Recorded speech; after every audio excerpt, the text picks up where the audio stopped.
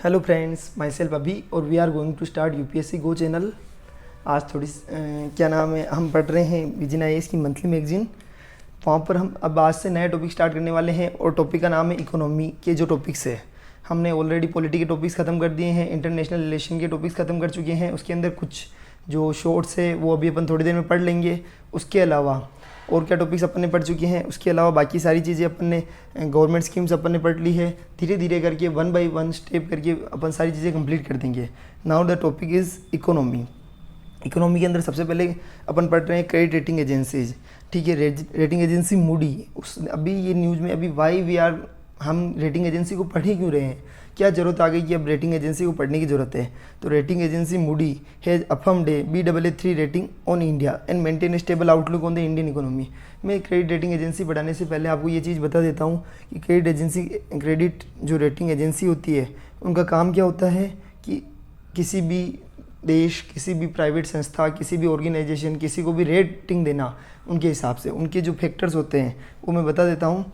मतलब वो कुछ ऐसे फैक्टर्स, उनके फैक्टर्स किस पे बेस्ड होते हैं कि पॉलिटिकल रिस्क पे, कि पॉलिटिकल स्टेबिलिटी है या नहीं है, टैक्सेशन के बेसिस पे, करेंसी वैल्यू के हिसाब से, लेबर लॉ के हिसाब से, वो सारे फैक्टर्स पे डिसीजन लेकर वो एक रेटिंग बनाते हैं। और उस रेटिंग का सबसे बड़ा रोल क्या रहता है, सबसे पहले वो इन्वेस्टर को हेल्प करते हैं कि भाई वो एक प्रॉपर इन्वेस्टमेंट डिसीजन लेने में हेल्प करते हैं। दूसरा, एंटिटी को एनकरेज करते हैं कि टाइम पे करो, जिससे अगर किसी ऑर्गेनाइजेशन की वो क्रेडिट रेटिंग निकाल रखी है तो उस केस में क्या होगा कि वो ऑर्गेनाइजेशन की अगर क्रेडिट रेटिंग AAA की जगह, अभी अपन ने पढ़ा है कि national highway authority of India NHAI है, उसकी जो रेटिंग है AAA है, मतलब AAA+। इसका मतलब है कि सबसे बहुत ही ज़ोरदार वर्क की प्रोग्रेस है, बहुत ही ज़ोरदार उनकी वर्किंग है, टाइमली वर्क कंप्लीशन है, उसके अलावा फंडिंग भी उनके पास पूरी है, सारी चीज़ों में वो एक नंबर है।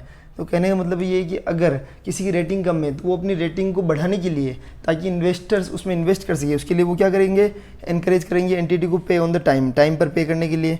Direct likelihood to default for repay on loan with interest. इसके अलावा रिपीट करेंगे, likelihood to borrower to default और रिपे लोन विथ इंटरेस्ट। देखो मैंने दो चीज़ समझा दी, एक तो इन्वेस्टर्स के डिसीजन में फ़ायदा करेंगे। दूसरा चीज़ है कि टाइम पे एंटिटी को एनकरेज करेंगे कि वो टाइम पे उसका पेमेंट, जो क्रेडिटर्स है उनको पेमेंट टाइमली करे। उसके अलावा बोरोवर को मतलब जो बोरोवर्स है, depict likelihood of a borrower to default और रिपे लोन विथ इंटरेस्ट। यानी अगर कोई बैंक किसी व्यक्ति को लोन देता है, उसकी अपने को रेटिंग पहले से पता है, अपन बोलते हैं कि इसका क्रेडिट स्कोर ये है, नाम सुना है कभी, क्रेडिट स्कोर ये, इसका सिबिल स्कोर क्या है। मतलब इसको क्रेडिट रेटिंग एजेंसी से कंपेयर मत करो, सिर्फ मैं आपको समझाने के लिए बता रहा हूँ कि सिबिल स्कोर जैसे होता है किसी पर्सन का, उस सिबिल स्कोर को देख के बैंक डिसाइड करता है कि इस बंदे को लोन देना है या नहीं देना है। वैसे ही किसी संस्था की को अगर क्रेडिट रेटिंग एजेंसी के द्वारा रेटिंग दी गई है तो उसके हिसाब से डिसाइड हो जाता है कि भाई संस्था को भविष्य में लोन देना है या नहीं देना है, ऐसा। तो depict likelihood of a borrower की, यानी बोरोवर की क्या कैपेसिटी की रेटिंग के हिसाब से पता चल जाता है कि ये डिफॉल्ट करेगा नहीं करेगा। उसके अलावा इनेबल करेगा नेशंस एंड स्टेट को to sell bonds to investors in domestic and international market. उसके अलावा नेशन और स्टेट को इनेबल करेगा ताकि वो बॉन्ड्स को सेल करें। किसको सेल करेंगे, इन्वेस्टर को। किसके अंदर, डोमेस्टिक और इंटरनेशनल मार्केट के अंदर। एक तो डोमेस्टिक मार्केट है, एक इंटरनेशनल मार्केट है, उसके अंदर बॉन्ड्स को सेल करने के लिए नेशंस और स्टेट्स को भी इनेबल करेगा। मतलब क्रेडिट रेटिंग एजेंसी की भाई ये स्टेट ये वाले बॉन्ड्स बेचती है तो उनको रेटिंग देने से ये फ़ायदा मिलेगा कि नेशनल और इंटरनेशनल लेवल पर रिकग्निशन मिलता है। ठीक है, अब नाउ अपन अभी स्टार्ट करते हैं कि इंडिया की जो सोवरेन क्रेडिट रेटिंग है, जो इंडिया की क्रेडिट रेटिंग है, could be downgraded due to impact of climate change and the rise in temperature. मैंने आपको बताया था कि there are so many factors, political risk है, टैक्सेशन है, करेंसी वैल्यूज़ है, लेबर लॉ है, और मतलब उनकी सोवरेन रिस्क कितनी है। Where a country central bank change its foreign, अगर किसी करेंसी मतलब सेंट्रल बैंक की फॉरेन एक्सचेंज रेगुलेशंस क्या है, उस हिसाब से सारी चीज़ें रेटिंग डिसाइड होती है। ठीक है, तो अभी यहाँ पे क्या लिखा हुआ है कि इंडिया की जो सोवरेन क्रेडिट रेटिंग है could be downgraded due to the impact of climate change and the rise in temperature volatility by 2030। उसके अलावा the reason behind this is the delay in green investment में delay with later increases the borrowing cost for nation and subsequent increases डेप्ट। मेरी बात सुनो, इसका मतलब ये देखो, सबसे पहले क्या होता है कि एक नेशन के अंदर क्या होता है, अगर किसी प्राइवेट संस्था की मतलब कैपेसिटी का मूल्यांकन करना है, उसकी साख का मूल्यांकन करना है, तो क्रेडिट रेटिंग एजेंसी देखती है। मतलब उसका मतलब होता है क्रेडिट रेटिंग। लेकिन अगर किसी नेशन की अपन साख का मूल्यांकन नेशन के अंदर अलग अलग फैक्टर्स को डिसाइड किया जाता है अगर किसी देश की, तो उसके लिए उसको बोलते हैं सोवरेन क्रेडिट रेटिंग। ठीक है, अब सोवरेन क्रेडिट रेटिंग के अंदर ये बोल रहे हैं कि अगर भारत की अभी सोवरेन जो 80R बोलेंगे अपन डायरेक्ट, इसको 80R को रिड्यूस कर दिया गया है। क्यों? क्योंकि ग्रीन इन्वेस्टमेंट में डिले। इसका ग्रीन इन्वेस्टमेंट में डिले का मतलब हो गया कि ग्रीन इन्वेस्टमेंट में डिले जो पेड़ पौधों है, जो देश की क्लाइमेट चेंज है, क्लाइमेट के लिए है, उस पैसे के अंदर इन्वेस्टमेंट को कम कर दिया गया है। और अगर उसके अंदर कमी हो रही है, तो उसको क्या बोलेंगे? Delay in green investment which later increases the borrowing cost for nations. और उसके बाद से क्या नुकसान होगा कि अगर इन्वेस्टमेंट में कमी होगी तो फ्यूचर के अंदर इसके लिए स्पेशली लोन लेना पड़ेगा, जिसके कारण बोरोइंग कॉस्ट बढ़ेगी और उसके कारण डेप्ट बढ़ेंगे। और अगर डेप्ट बढ़ेंगे, अगर एक तो इन्वेस्टमेंट का मतलब होता है लोग प्रॉफिट के लिए इन्वेस्टमेंट करते हैं, तो अगर इन्वेस्टमेंट हो रहा है तो कोई दिक्कत नहीं है। लेकिन अगर इन्वेस्टमेंट नहीं होगा तो गवर्नमेंट को उसके लिए स्पेशली डेप्ट लेना पड़ेगा, और डेप्ट होंगे तो बोरोइंग कॉस्ट बढ़ेगी, और उसके कारण क्या होगा कि देश की जो सोवरेन क्रेडिट रेटिंग है वो कम हो जाएगी। Now covering more than $66 trillion in sovereign debt, the credit rating agencies act as a gatekeeper to global capital। और सोवरेन क्रेडिट रेटिंग निकालने का सबसे बड़ा फायदा क्या होता है? इसी कारण ग्लोबल इन्वेस्टर्स, ग्लोबल कैपिटल का फायदा मिलता है, क्योंकि ग्लोबल इन्वेस्टर कैसे इन्वेस्ट करते हैं? वो इस क्रेडिट रेटिंग 80R को देखते हैं, उसके बाद उस चीज़ को देखते हुए वो ग्लोबल कैपिटल या ग्लोबल इन्वेस्टमेंट जो भी आता है इसी को देख कर आता है। Now India is rated investment grade by three major credit rating agency. India के अंदर 3 मेजर क्रेडिट रेटिंग एजेंसी है। ठीक है, एक तो स्टैंडर्ड एंड पुअर, S&P, एक मूडी एंड एक फिच। याद रखना, S&P, standard and poor, Moody and Fitch. ठीक है, जो इंडिया को रेट किया जाता है investment grade by 3 major credit rating agency. और उनके फैक्टर्स कौन कौन से मैंने आपको पहले बता दिया था, political risk, taxation, currency valuation, labour law और सोवेरियन रिस्क। अब इश्यू क्या है इसके अंदर? India sovereign rating by global agency, क्योंकि वो क्या करते हैं, वो पक्षपात करते हैं, सीधी सिंपल सी बात है, उनकी स्टडी बायस्ड होती है। Recently S&P, Fitch and rated India BBB, while Moody ने Baa3 indicative of the lowest possible investment grade की, यानी इंडिया इज़ द डेस्टिनेशन जहाँ पर सबसे कम इन्वेस्टमेंट पॉसिबल है उनके हिसाब से। ठीक है, इकोनॉमिक सर्वे 2020-21 ने कहा है कि never in the history of the sovereign credit rating has the 5th largest economy in the world been rated at the lowest rung of the investment grade. अभी क्या है कि अपन वर्ल्ड की 5वीं इकोनॉमी है, 5वीं लार्जेस्ट इकोनॉमी है, लेकिन पूरे वर्ल्ड के अंदर क्या हो रहा है कि कभी भी इतने सालों के अंदर कभी भी इन क्रेडिट रेटिंग एजेंसी ने अगर कोई ऐसी इकोनॉमी है जो 5वीं है उसको कभी भी इतनी लोअर लेवल की रेटिंग मतलब नहीं दी है। लेकिन इंडिया को स्पेशली इन्होंने चुन रखा है इस लोअर क्रेडिट रेटिंग देने के लिए। क्यों? क्योंकि यहाँ उनके थॉट प्रोसेस थोड़ी सी उनके फैक्टर्स सही नहीं है, उसके अलावा बायस्ड स्टडी बोल सकते हैं अपन। Except in the case of China and India. China और इंडिया के केस में ऐसा है कि वो क्या करते हैं, lowest rung of the investment, उनको ग्रेड सबसे कम देते हैं। Structural issue, issuer pays model where the entity also pays the rating agency for its service, this often leads to conflict of interest। इसको हमेशा कहा जाता है कि conflict of interest बोला जाता है, with tremendous potential for rating bias। ठीक है, जिसका tremendous potential for rating bias हो गया। मेरी बात सुनो, अभी स्ट्रक्चरल इशू भी है इंडिया के अंदर। स्ट्रक्चरल इशू है कि इनके फैक्टर्स प्रॉपर डिसाइडेड नहीं है, और ये मैंने अभी बोला है कि रेटिंग बायस करते हैं, वो पक्षपात डालते हैं, उनकी कॉन्फ्लिक्ट ऑफ इंटरेस्ट रहता है। अगर अमेरिका का कॉन्फ्लिक्ट ऑफ इंटरेस्ट मिल रहा है तो वो बीच में अपना हाथ डाल देता है, वो दिक्कत आ जाती है। उसके अलावा rating do not capture India's fundamentals. India की फंडामेंटल्स को रेटिंग ने कभी कवर नहीं किया है। इंडियाज़ विलिंगनेस टू पे इट्स अनक्वेश्चनली डेमोस्ट्रेटेड थ्रू इट्स के मतलब जो जीरो सोवेरियन डिफॉल्ट हिस्ट्री, अपने जो जीरो अपन बोलते हैं कि जीरो सोवरेन बॉन्ड बोलते हैं, ZCB जीरो कूपन बॉन्ड, और जो जीरो सोवरेन डिफॉल्ट हिस्ट्री, हमारी इंडिया की कभी भी किसी भी मामले में डिफॉल्ट हिस्ट्री जीरो है, कि अपन ने कभी भी इंडिया की हमने अपने मामले में डिफॉल्ट नहीं किया है। लेकिन इन फंडामेंटल्स का वो ध्यान रखते ही नहीं है, बस उनको तो रेटिंग देनी है। उसके अलावा फॉरेन एक्सचेंज रिजर्व की कंफर्टेबल साइज, इंडिया के अंदर अभी $607 बिलियन का फॉरेक्स रिजर्व पड़ा है, और सबसे ज़्यादा एक्सटर्नल डेप्ट सबसे कम इंडिया का है, लो एक्सटर्नल डेप्ट टू GDP रेशियो। जो अपन डेप्ट टू GDP रेशियो है पूरे वर्ल्ड के अंदर सबसे लो है। उसके अलावा फॉरेक्स रिजर्व ज़्यादा है, फिर भी इसको ध्यान नहीं दिया गया है इस पॉइंट को।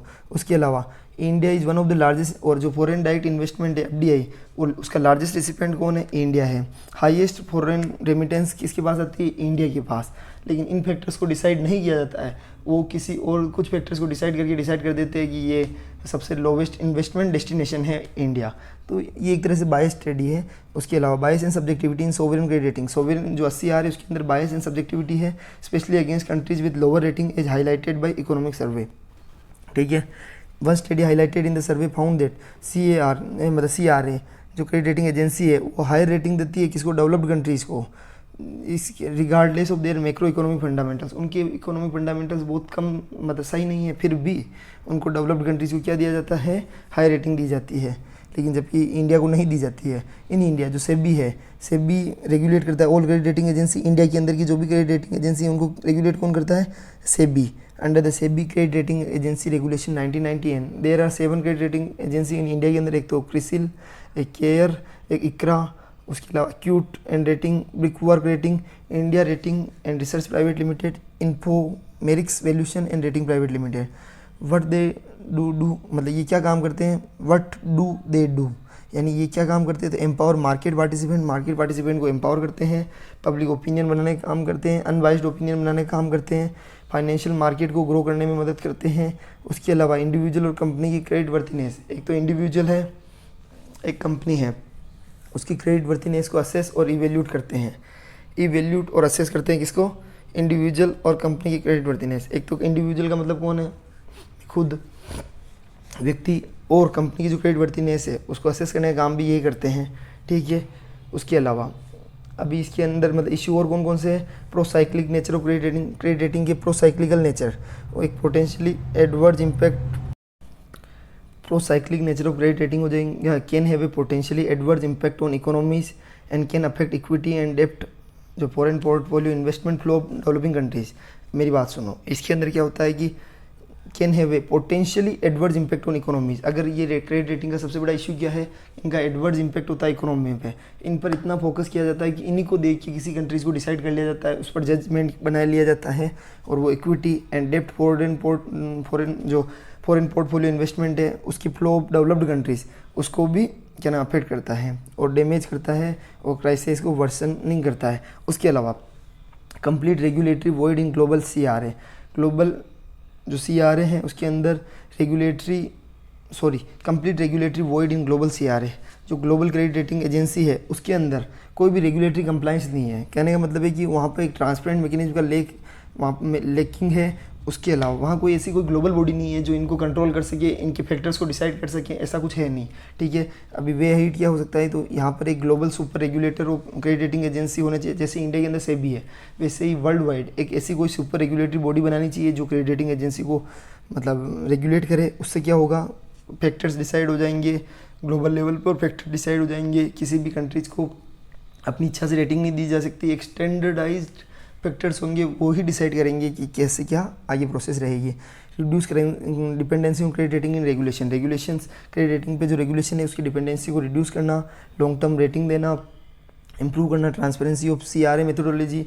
ओके, उसके अलावा क्रेडिट रेटिंग एजेंसी की मेथोडोलॉजी को इंप्रूव करना, उसमें ट्रांसपेरेंसी को बढ़ावा देना, लॉन्ग टर्म रेटिंग देना, मतलब शॉर्ट टर्म रेटिंग की जगह लॉन्ग टर्म रेटिंग देना। उससे क्या होगा कि लॉन्ग टर्म को देखते हुए कि क्या इंडिया वास्तव में फ्यूचर की सबसे बड़ी इकोनॉमी बनने वाला है, तो उस हिसाब से इसको रेटिंग देना। तो ये सारे फैक्टर्स भी कंसिडर होने चाहिए। नाउ अभी अपन दूसरा पॉइंट पढ़ने जा रहे हैं, incremental cash reserve ratio CRR। ये बहुत सिंपल टॉपिक है, मैं आपको सिंपल समझा देता हूँ। CRR का मतलब क्या होता है कि एक तो होता है स्टेटूटरी लिक्विडिटी रेशियो, एक होता है कैश रिजर्व रेशियो। यानी जो बैंक है वो अपने मतलब 3 या 4%, सिर्फ ये एग्जांपल है, अपनी जो नेट डिमांड एंड लाइबिलिटी है उसका 3 से 4% हिस्सा जो क्या करेंगे कैश फॉर्म के अंदर अपने RBI reserve bank of India के पास जमा करके रखेंगे। और स्टेटूटरी लिक्विडिटी रेशियो का मतलब होता है 20% के आसपास, 18-20% जो रेशियो RBI डिसाइड करेगा उस अमाउंट को बैंक को अपने पास में लिक्विड फॉर्म में कैश के रूप में या फिर गोल्ड के रूप में मेंटेन करके रखना है, या गवर्नमेंट सिक्योरिटी में इन्वेस्टमेंट के रूप में अपने पास मेंटेन करना है। किसको, SLR का मतलब ये होता है, और CRR का मतलब होता है RBI के पास जमा कराना है, और इसके बदले RBI उन पर कोई इंटरेस्ट नहीं देता है। ठीक है, now cash reserve ratio, it is the share of banks net demand and time liability that is mandated by the reserve bank of India to be maintained with the RBI as reserve in the form of liquid cash. As per the RBI Act 1934, all scheduled commercial banks that include public and private sector banks, foreign banks, regional rural banks and cooperative banks. याद रखना, public private sector, foreign bank, regional rural bank, cooperative banks are required to maintain the CRR, ठीक है। उसके अलावा net ये incremental CRR का मतलब क्या होता है, तो incremental CRR is similar to the CRR, लेकिन इंक्रीमेंटल अभी क्या हुआ देखो, अभी आपको बताइए 2000 रुपये की नोट को एक तरह से मार्केट से आउट करने के लिए उन्होंने एक टाइम डिसाइड किया था। टाइम क्या था, मई 19 के बाद 28 जुलाई 2023 मतलब 31 जुलाई तक उनको मतलब उन्होंने बोला कि भाई ये जो मतलब जुलाई तक लास्ट जमा कराने हैं नोट, 30 सितंबर लास्ट डेट थी, लेकिन उसमें इन्होंने क्या किया, मई 19 से 28 जुलाई 2023 में 2000 नोट, जो 2000 की नोट है उसको डिसकंटिन्यू कर दिया था एक तरह से। और तो उसके जो पैसा 2000 की नोट डिसकंटिन्यू करने के बाद वो कहाँ जाएंगे, बैंक में जाएंगे, तो इसलिए इंक्रीमेंटल CRR डाल दिया। जिस टाइम डीमोनेटाइजेशन हुआ था, आज से थोड़े टाइम पहले 2-3 साल 4 साल पहले जब डीमोनेटाइजेशन हुआ था, तो उस टाइम पे भी ऐसे ही किया गया था कि 100% कर दिया गया था किसको, इंक्रीमेंटल CRR को। मतलब जो पैसा आएगा उसको बैंक के पास जमा करना, सारा पैसा RBI के पास जमा कराना है, जो भी बैंक के पास पैसा है। वैसे ही इसके अंदर भी क्या कर दिया है, नाउ इट इज़ 10%, याद रखना। तो incremental capital cash reserve ratio is similar to the CRR where banks need to set aside certain portion of their money with the RBI। ठीक है, ये तो अपन ने बोल दिया कि RBI के पास उनको सर्टेन पैसा रखना है। They do not earn any interest on this, याद रखना, they do not earn any interest on this, इस पर कोई भी इंटरेस्ट उनको नहीं मिलेगा। RBI has the option to impose क्या नाम है, उनको कोई भी इंटरेस्ट नहीं मिलेगा उस पर। और RBI has the option to impose incremental cash reserve ratio in addition to the CRR। For instance RBI ने अभी कहा है कि बैंक को मेंटेन करो ICRR को कितना, 10% on the increase in their deposit between May 19 and July 28 and to discontinuation of 2000 notes. और due to discontinuation of 2000 notes this implies that bank must maintain both CRR and ICRR, incremental cash reserve ratio. और एक चीज़ ये भी है कि they do not earn any interest on this, यानी वो उस पर कोई भी इंटरेस्ट उनको नहीं मिलेगा, सिर्फ ये उनको मेंटेन करके रखना है। How ICRR is applied along with CRR, ठीक है। एप्लीकेशन ऑफ ओनली CRR, एक तो बैंक्स अंडरटेल on 19 May 2023 deposit from CRR, total maintenance with RBI। मेरी बात सुनो, इसका मतलब है application of CRR at 4.5%, 4.5% CRR apply करना है, ठीक है। डिपॉजिट फ्रॉम कहाँ से मिलेगा, CRR यानी कैश रिजर्व रेशियो से। टोटल मेंटेनेंस कितना RBI के पास मेंटेन किया जाएगा, ठीक है। Application of incremental cash reserve ratio with cash reserve ratio, banks अंडरटेल ऑन 19 मई 2023 और उससे इंक्रीज इन अंडरटेल फ्रॉम 19 मई से 28 जुलाई 2023। उस टाइम पे RBI के पास कितना मेंटेन करना है, एक तो CRR से डिपॉजिट होगा, एक डिपॉजिट फ्रॉम ICRR से। ICRR कितना होगा वहाँ पे 10%, ठीक है, और इधर 4.5%, तो दोनों मिला के ये RBI के पास इतना मेंटेन करना है, ठीक है। नाउ नीड ऑफ ICRR की ज़रूरत ही क्या है, तो इसका कारण क्या है कि मैनेज लिक्विडिटी को मैनेज करना है। क्यों, क्योंकि बैंक के पास अगर ICRR को बढ़ाया नहीं गया तो बैंक के पास लिक्विडिटी बढ़ जाएगी, बैंक लोन ज़्यादा देंगे तो लोगों के पास पैसा ज़्यादा होगा, लोगों के पास पैसा ज़्यादा होगा तो डिमांड बढ़ेगी तो इन्फ्लेशन बढ़ेगा तो महंगाई बढ़ेगी, और ये एक साइक्लिक नेचर बन जाएगा। इससे अच्छा, इसलिए उस पैसे को खींचना ज़रूरी है लोगों से, ठीक है, सिंपल। अभी मैंने समझा दिया आपको। गवर्नमेंट, अभी देखो, there was a recent increase in liquidity in the economy due to a pickup in government spending sustained in foreign inflow, पहले ही ऑलरेडी लिक्विडिटी बढ़ चुकी है, and withdrawal of ₹2000 notes among others. Estimate suggest that ICRR will pull out somewhere in between ₹20,000 crore से 40,000 crore from the system से बाहर निकाल देगा, और इसका फ़ायदा इन्फ्लेशन में, लिक्विडिटी को मैनेज करने में काम आएगा। इन्फ्लेशन को कंट्रोल, मैंने अभी आपको समझाया था, इन्फ्लेशन बढ़ेगा। इंडियाज़ रिटेल इन्फ्लेशन जो कि CPI कंज्यूमर प्राइस इंडेक्स के द्वारा मेजर किया जाता है, वो 7.5% इन जुलाई के अंदर कंपेयर टू 4.9% इन जून से 7.5 पे चला गया है। तो एक टाइटर मॉनेटरी पॉलिसी की रिक्वायरमेंट है। बैंकिंग रेजिलेंस, इंक्रीज्ड CRR, जो CRR है वो प्रोटेक्ट करता है banks in uncertain times by creating cash buffers, यानी कैश बफर को क्रिएट करके अनसर्टेन टाइम को प्रोटेक्ट करता है, ठीक है। मतलब बैंक के RBI के पास पैसा होगा तो अगर कोई ऐसा अनसर्टेन टाइम आ जाता है तो RBI क्या करेगा, उस पैसे को वापस से मार्केट में छोड़ देगा, ठीक है। तो क्या नाम है, increase CRR protect banks in uncertain times by creating cash buffers which can be used in cash for external और इंटरनल इकोनॉमिक शॉक्स, ठीक है। Incremental CRR increases protection against the potential threat of bank run, ठीक है। कितनी बार bank दिवालिया हो जाता है उसको छोड़ने के लिए, क्योंकि अपन ऐसे लोगों को लोन दे रहे हैं जो कि फ्रॉड है, तो फिर चक्कर पड़ जाता है। Decrease lending, decrease liquidity implies a decrease in the lending capacity of the bank. Lower lending का फायदा क्या मिलेगा, डिमांड ऑफ गुड्स को सर्विस को रिड्यूस करेगा, aggregate demand of the economy को कम करेगा, उसी कारण वो कम होगी और एग्रीगेट डिमांड ऑफ इकोनॉमी कम होगी, ठीक है। Bank run is where the customers of a bank और other financial institute withdraw their deposit eight the same time over fears about the bank solvency. अगर उनको लगता है कि बैंक की सोल्वेंसी खतरे में है, बैंक की जो शोधन क्षमता है वो खतरे में है, तो वो क्या करेंगे, अपने डिपॉजिट्स को खींच लेंगे, वापस बैंक में जाके निकाल देंगे। उससे बैंक रन, बैंक की दिवालिया होने की स्थिति भी हो सकती है, ठीक है। नाउ कंक्लूजन क्या है, आरबीआई के द्वारा स्टेट किया गया ICRR is only a temporary measure that is aim to be non disruptive way of dealing with the issue of excess liquidity. जो अभी एक्सेस लिक्विडिटी, क्योंकि 2000 के नोट्स के कारण जो एक्सेस लिक्विडिटी आई है उसको डील करने के लिए लाया गया है। और in the long run a combination of other liquidity control measures can also भी अप्लाइड। अदर लिक्विडिटी मतलब मैनेजमेंट टूल कौन कौन से हैं, तो एक तो स्टैंडिंग डिपॉजिट फैसिलिटी, वो भी सेम सीआरआर की तरह ही है। इसमें क्या होता है कि आरबीआई को सीआरआर में तो बैंक को जमा कराना पड़ता है, बेसिक रूल है, लेकिन इसके अंदर आरबीआई के पास पावर है कि वो लिक्विडिटी को ऑब्जॉर्ब कर लेता है, उनसे खींच लेता है ऑटोमेटिक पैसा from the banks without giving government security in return to the banks. उसके बदले में उनको गवर्नमेंट सिक्योरिटी भी नहीं मिलती है, ठीक है। दूसरा, altering repo and reverse repo rate. Altering these rates directly affect the deposit rate in banks as well as their lending rates. Altering repo rate and reverse repo rate को alter करना है। These rate directly affect the deposit rates in the banks. और इसके कारण क्या होगा, landing rates की अगर रेपो रेट कम होगी, मतलब रेपो रेट का मतलब क्या होता है कि आरबीआई ने पैसा जमा कराया किसके पास, बैंकिंग का पैसा आरबीआई के पास है, आरबीआई कुछ इंटरेस्ट दे रहा है। अगर इंटरेस्ट रेट कम होगी, अगर आरबीआई इंटरेस्ट रेट को बढ़ा देगा अगर, तो बैंक क्या करेंगे, सारा पैसा आरबीआई के पास ज़्यादा जमा कराने लग जाएंगे, तो लिक्विडिटी कम हो जाएगी। बैंक रेपो रेट को कम कर देंगे तो आरबीआई के पास पैसा कम हो जाएगा, बैंकों के पास ज़्यादा पैसा होगा तो वो ज़्यादा लोन देंगे। मतलब इसका इफेक्ट समझो आप कि repo rate reverse repo rate का क्या इफेक्ट रहता है। ओपन मार्केट ऑपरेशन हो गया, vision mains advances.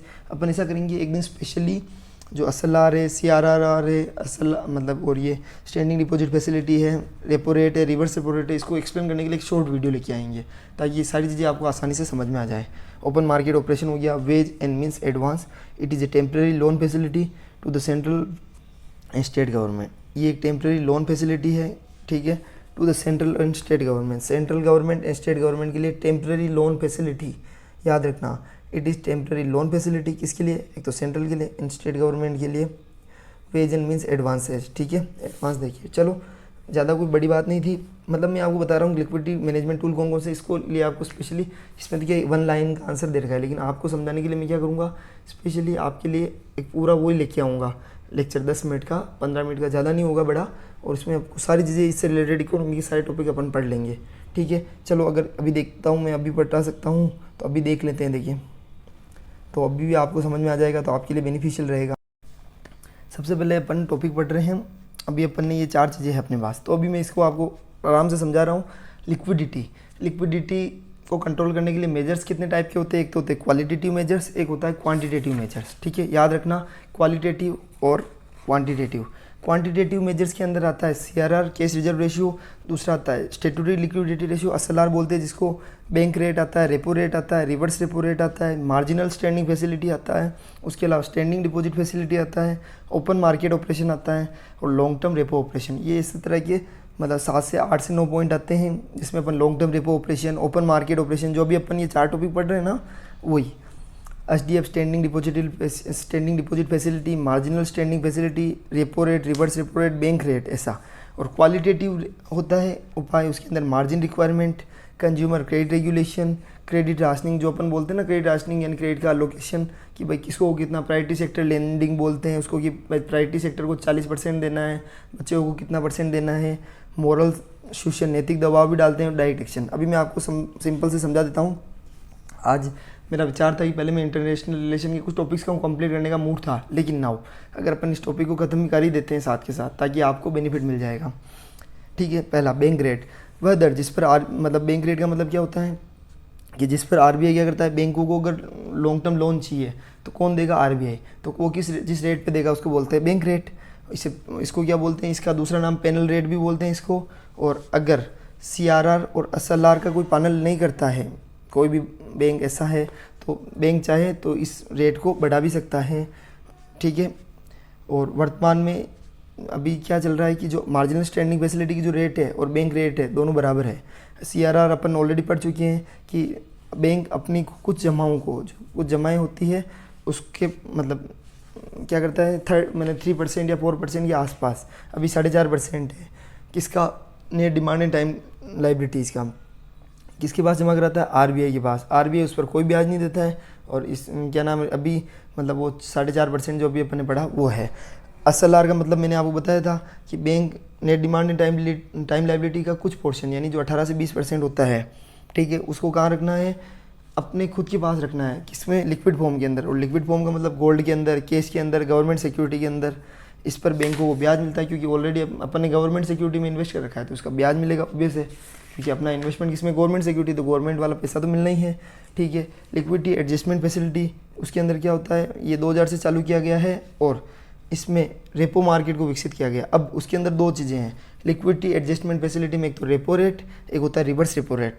Repo rate पर क्या होता है, अगर किसी बैंक ने, सुनना मेरी बात, अगर किसी बैंक ने आरबीआई से लोन लिया है तो क्या करेगा, आरबीआई उस पर कौन सी रेट लगाएगा, रेपो रेट, ठीक है। अल्पकालिक लोन के लिए आरबीआई उस पर रेपो रेट लगाएगा। और अब समझो आप, इससे अपन लिक्विडिटी को कंट्रोल कैसे क्या करेंगे, तो आरबीआई ने क्या किया, बैंक को लोन दिया, उस पर रेपो रेट लगा दी, जैसे एग्जाम्पल 4%, ठीक है। अब अगर आरबीआई उस रेट को 4 की जगह 5% करता है लोन की रेट को, तो बैंक के पास क्या होगा, पैसा बढ़ जाएगा।